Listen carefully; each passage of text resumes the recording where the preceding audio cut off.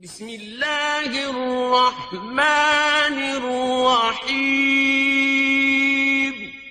اللہ کے نام سے شروع جو نہایت مہربان رحم والا۔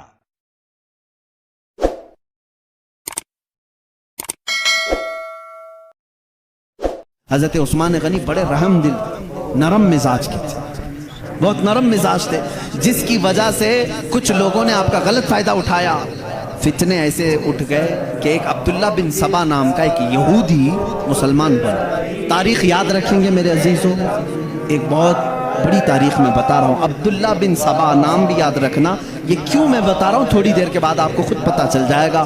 مسلمان بنا، یہ یہودی تھا، ایران کا یہودی تھا، ایران کا یہودی مسلمان بن کر کے یہ سب سے پہلے خلیفہ مسلمین کے خلاف بغاوت کرنا شروع کر دیا۔ حضرت عثمان کے خلاف برے برے کلمات مجمع میں کہتا تھا۔ مصر گیا، حضرت علی کی فضیلت میں گڑھ کر کے حدیثیں بیان کرنے لگا۔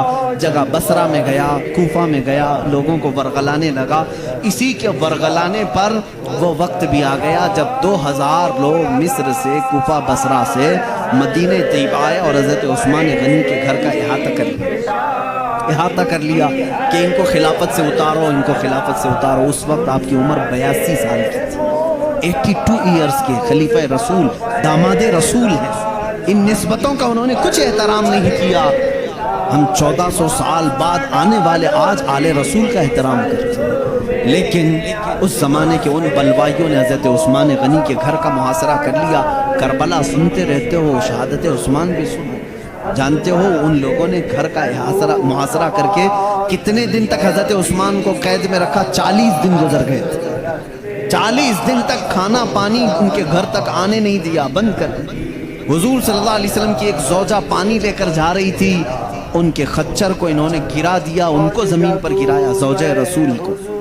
حضرت عثمان غنی کے گھر آنے نہیں دیا، یہاں تک کہ حالات اتنے سخت ہو گئے تھے۔ اسی عبداللہ بن سبا کے پیدا کیے ہوئے فتنے تھے۔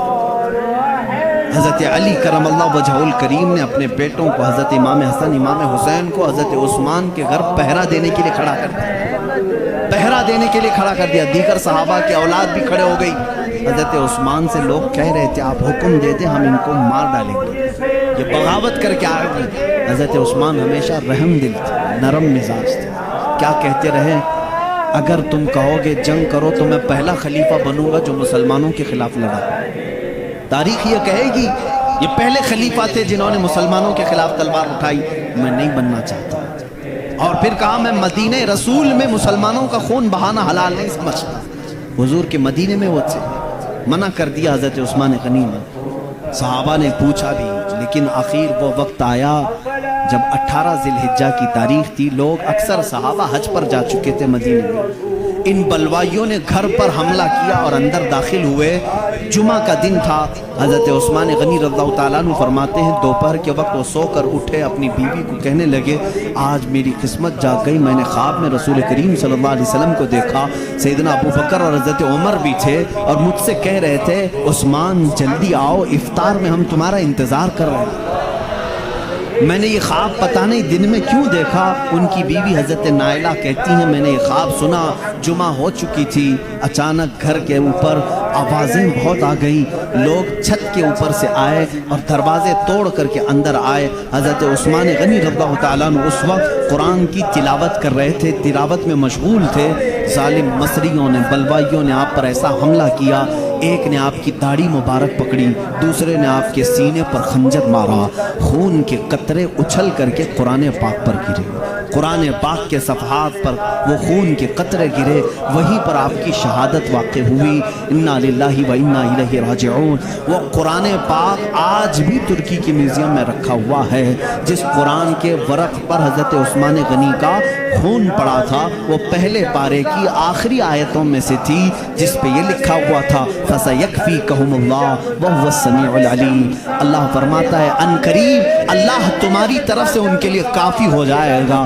اس آیت پر حضرت عثمان غنی کا خون کا قطرہ پڑا تھا۔ ایک حدیث میں بتا دوں آپ کو، جس کی شہادت جس جگہ ہوئی وہ جگہ قیامت کے دن اس کی گواہی دینے کے لیے کھڑی ہوگی۔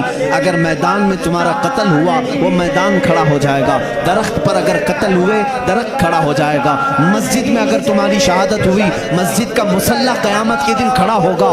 حضرت عثمان تنہا وہ شہید ہے، قیامت کے دن قرآن کے ورق ان کی شہادت کی گواہی کے لیے کھڑے ہیں۔